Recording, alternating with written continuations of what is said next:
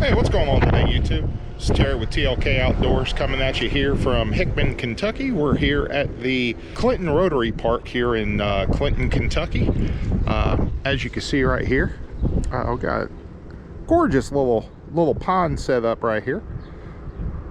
And what we're going to do today is we're filming part one of our 4-part series where I'm going to showcase to you guys anybody that lives in the West Kentucky area or anybody that may be visiting from out of town, different areas here in West Kentucky where you can actually catch trout.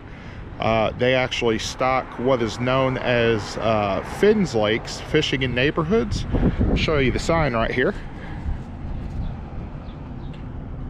And they have lakes like these scattered all across the state that they actually stock catfish, trout.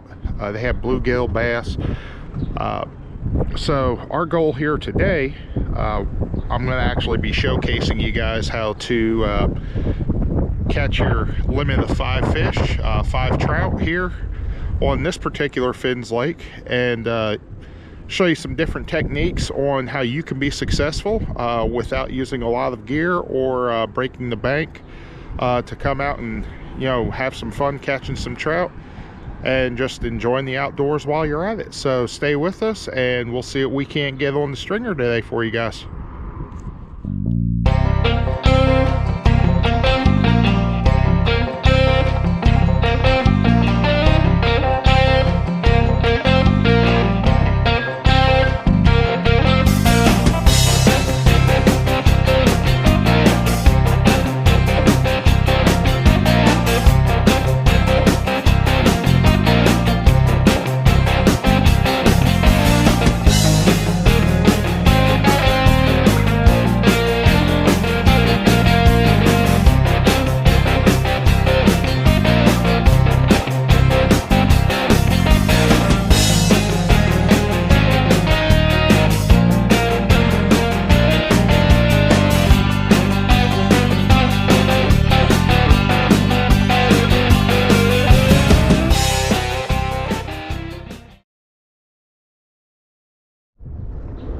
All right, guys, so we're fixing to dive in here, get started here on the pond here.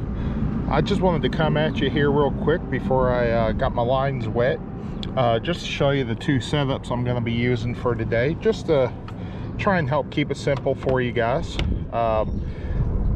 Basically, I have a bottom rig set up that I'll be using Berkeley Power Bait on.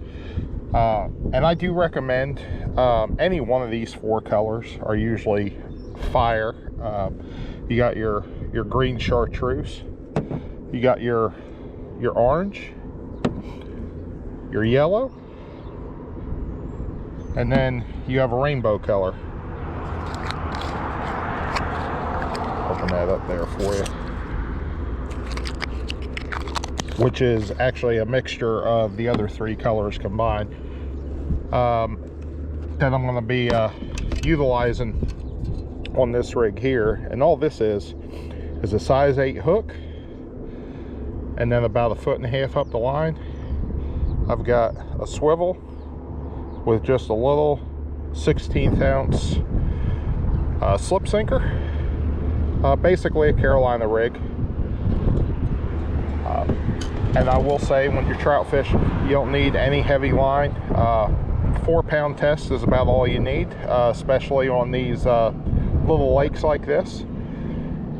Trout are extremely photogenic as far as their eyesight goes, so any really heavy line, if they can see it, they know it's something that's not supposed to be there, and it actually spooks them rather than holds them in the area. So just keep that in mind when you're actually fishing for trout. Use very light line, 4-pound. You can go up to 6-pound test, but I do recommend using fluorocarbon, or if you're using a light mono, use a fluorocarbon leader. For my rig that I'm going to be utilizing on the top, once again, I just have a size 8 hook, and then about 6 inches up the line, a very small split shot, and then about another 2.5, 3 foot up the line. I just have a small weighted bobber on that, and I'll be drifting. Sorry for that truck in the background there.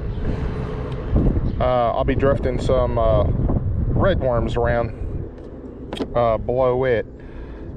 So without further ado, we're gonna go ahead and dive in here and see what we can't get hooked into. All right, guys, just made it down here to the pond. I'm gonna show you how to rig up some of this power bait. So pretty much all you're gonna do, you're gonna open your jar, you're gonna pull yourself out just a little piece, nothing big. See, it's, you know, barely the size of my thumbnail, if not smaller. And actually what I'm going to do, I'm going to take just a little bit more off. You don't need much, just a little bit. And all you're going to do, you're going to take this and you're going to mold it into a ball, like so.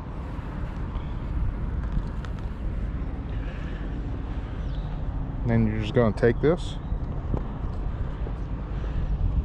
and I run it up the hook, and then I will actually mold it just a little bit into like a teardrop shape almost. And what that does, all you're doing is you're covering the shank of the hook, like so, like that. And then all I'm going to do here, I'm going to take this puppy, I'm just going to toss her out there, let her sink down to the bottom. Water's not that deep, probably about 6-7 foot deep. And then usually what I do when I'm trout fishing on ponds, I will actually open my bail, so that way when a fish actually picks that up, the trout can sit there and run with that. So like I said, at these fins ponds, it's catch and keep five trout.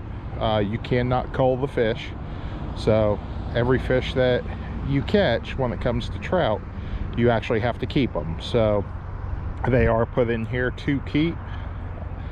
So just keep that in mind when you come down to one of these ponds. If you're trout fishing, just make sure when you're coming trout fishing that you have the intention of actually wanting to keep some fish. Or if you even have somebody, and there we go, I'm actually getting a bite already. That's been in there 30 seconds, and I just had something come and take a peek at it. It doesn't take long either, folks.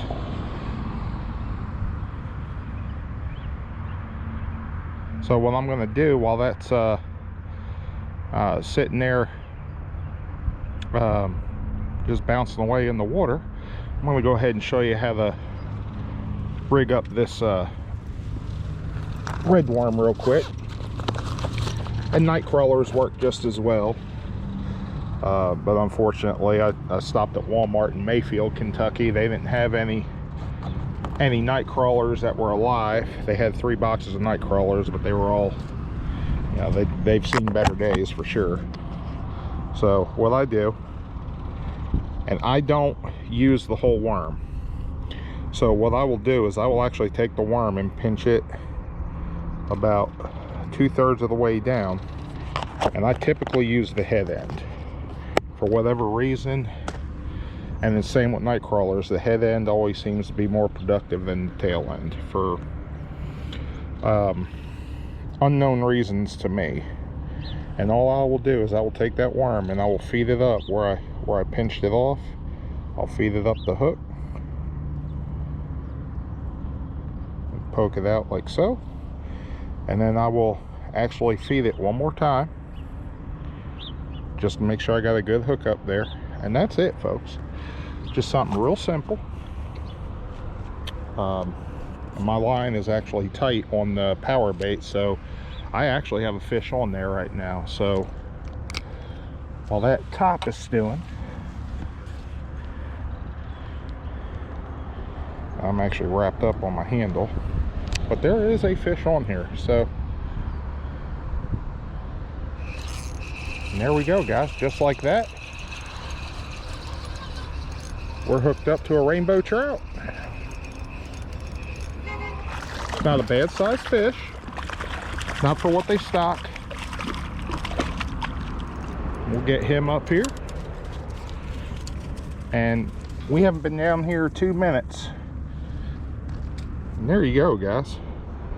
Just like that, you got a beautiful Kentucky rainbow trout with just a little piece of power bait and some very light equipment. And that's all it takes. So I'm going to get this guy hooked up on the stringer, and I'll get back with you here when I get hooked back up. All right, guys, so I had some technical difficulties with the camera there, trying to get the camera rolling. For whatever reason, the battery I had decided to fall out. But I just caught my number 2 on the orange power bait, about the same size as the first one, just good eating size rainbow. I'm going to go ahead get this hook baited back up. Now I am not getting any action on the top with the red worm. So what I'm going to do is I'm actually going to take the bobber off and wait for this truck to go by here.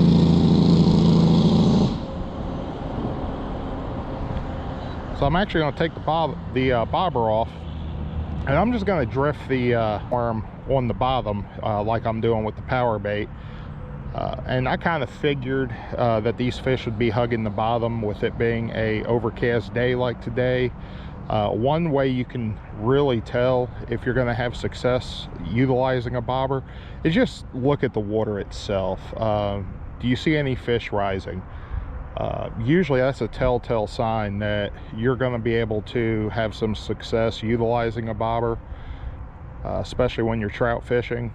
If you're not seeing any fish rising up on the surface, usually they're hugging more toward the bottom. So I figured I would go ahead and at least give the bobber a shot, give it a fair chance, just to kind of see if they were suspended in the water column at all. But it does look like they're actually on the bottom itself. So take this bobber off and get hooked back up with some more power bait on this one, and get back with you guys hopefully when we get another fish on the line. All right, guys, we're hooked up on the red worm. Got ourselves another trout here, guys. Like I said, sometimes all you got to do is just, you know, we weren't having much luck on the bobber, so all I did was take the bobber off, and just like that, got hooked up with another beautiful rainbow trout. So I'm going to go ahead and get him unhooked here, get him on the stringer. Looks like we're getting another hit in the power bait, guys. I just got this other rod rigged back up with another worm. Yep, we are getting hit with the power bait again.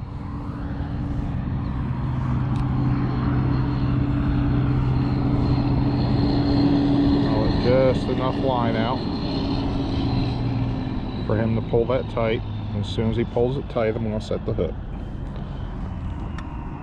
Let that sit there for a minute. Go ahead and bomb this worm back out.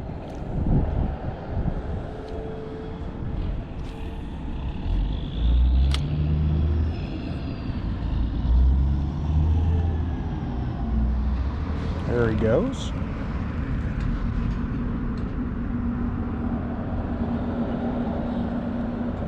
For the hook set. Here we go, guys.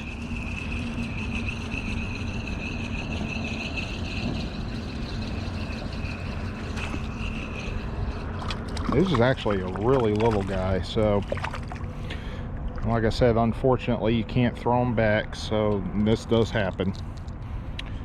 He'll eat up pretty good. Just, you know, I'm gonna need a few more just like him. Well, unfortunately, I can only get one more, so we'll go ahead and get him on the stringer here, and we'll get back with you guys when we get hooked up with number 5. All right, guys, we got another bite on the green power bait. We're hooked up. Got our number 5 right here, guys. Another decent little rainbow. Go ahead and get him up here on the bank.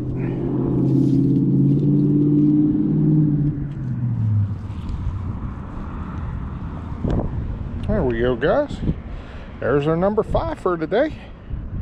So we'll go ahead and get him on the stringer, and I'll get back with you guys to close this video out. Alright, guys, that's going to do it for us here today at Clinton Rotary Park on this video, I should say, of TLK Outdoors. I hope you guys enjoyed this video. I'll go ahead and grab my fish here. As you can see, we had some pretty good success over here utilizing power bait and a worm to get our limit of 5 fish. We were here a little over an hour. Had a few bites that couldn't capitalize on, but overall it was a really successful outing. Definitely suggest anyone that's in the Hickman County area to definitely, if you're looking to catch some trout this time of year, check out the Clinton Rotary Park over here in Clinton, Kentucky. You won't be disappointed. Just make sure you have the required licenses, your Kentucky State fishing license and a trout stamp, or if you're out of state, you know, go ahead and pick yourself up a 3-day license. I can't remember if they sell a 1-day or not. I'm pretty sure they do, but once again, just make sure you have your trout stamp with you. Other than that, you'll have a really good time out here. It's a beautiful little park, and we've got a playground for the kiddies over here, and got some bathrooms up behind here, so it's very accommodating for your outing. But yeah, I really hope you guys enjoyed this video. If you did, go ahead and give me a thumbs up, smash that like button, smash that subscribe button, so that way you can stay with us for the next video, where I go to Kess Creek Park in Mayfield, Kentucky, and show you guys what that place is all about. So without further ado, I'm going to go ahead and get out of here and head on my way. So I thank you guys for tuning into this video, and remember to always stay safe. You keep them lines tight, and definitely enjoy those great outdoors.